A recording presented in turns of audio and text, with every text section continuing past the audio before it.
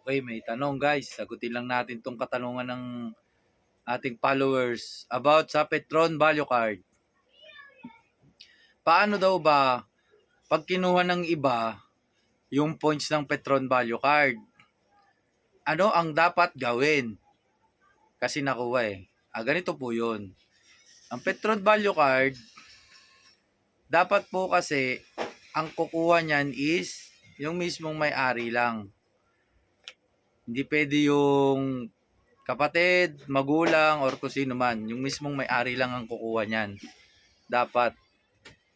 Kasi pagpunta nyo doon, kukunin nyo yung laman, hahanapan kayo ng ID. Pag wala kayong napakitang ID, hindi nyo yung pwedeng makuha. Diba? Ngayon, na-redeem na. Bakit na-redeem? Ibig sabihin, hindi hinanapan po ng ID ng gasoline boy at ng cashier yung kumuha ng points. Hindi nila hinanapan.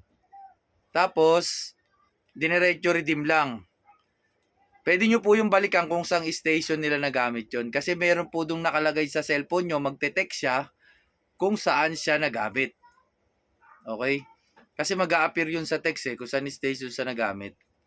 Pwede nyo pong balikan dun sa station na yun. Tapos i-report nyo po doon sa manager kung bakit nakuha nang wala akong authorized. Nang hindi ako yung kumuha. Ganun lang po talaga yung pinaka the best yung gagawin doon. Okay, maraming salamat po. Pa-follow na lang po at pa-subscribe sa ating YouTube channel. Thank you.